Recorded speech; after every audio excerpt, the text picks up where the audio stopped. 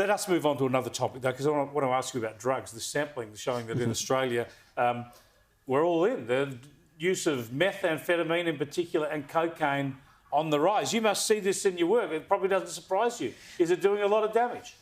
Yes, I mean, to a large extent it's used recreationally, but certainly there's a set of people that use it heavily. And you're right, the cost of living doesn't seem to impact this too much. And it does seem to overlap a lot with finances to some extent. You know, Sydney's got high use. WA, interestingly, in WA is the one place where regional use is greater than the city use, and that's the mining. Exactly, so that's very interesting. But wouldn't they have drug testing on a lot of those mining sites? Yeah, it's true. So, but they seem to find a way to getting away with it. But you're right, I would have thought so. But look, obviously it's going on. There's a lot of damage. But I do wonder if decriminalisation, the growing amount of it, even if it doesn't necessarily directly increase use everywhere, it is a broader message that, hey, it's all right.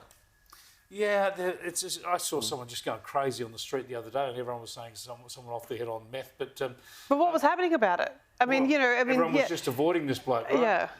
Yeah. I think it comes down to that debate. It will rage on forever about harm minimisation and decriminalisation and the tough penalties. They don't work either. But I would argue that tough penalties are usually maximum penalties that aren't usually enforced. Yeah. So I think there's definitely a culture of, oh, everyone's on cocaine. Well, those who can afford it, I don't know, with interest. Oh, sorry. Well, interest rates. Being made here. I don't know. I mean, he's up there with the doctors of the world. I don't know. Those that can afford it. Interest rates. I don't know. That's going to make a difference. But are you worried about the increasing prevalence and like the softer laws in the ACT? Are they going to make drug-related problems?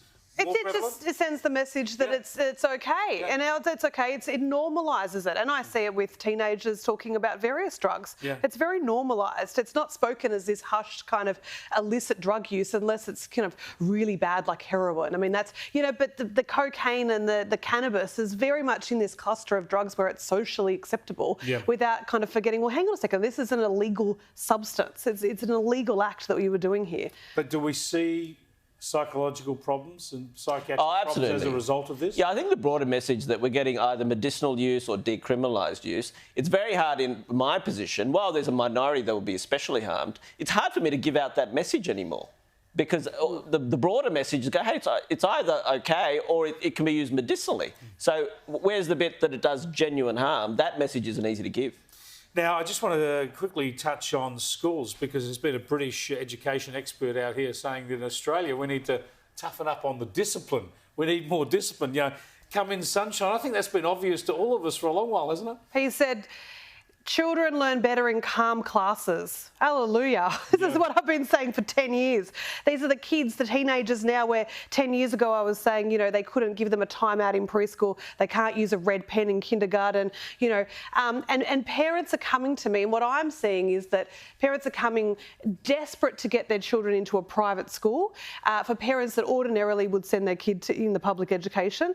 And I think that's because, there is an understanding that they will be more structured and they will have more boundaries. And what I'm worried about is this increasing chasm between, you should be able to get a very good public school education in Australia. Chris, a key point I think that he did make is we are increasingly outsourcing all sorts of problems, behaviour, underperformance, you name it, to the mental health sector. Everything's being called a disorder, and that's just not in schools, be it the courts or at work. So I think that's a really good point. Discipline and responsibility. I think that's an important point. And at school. Exactly.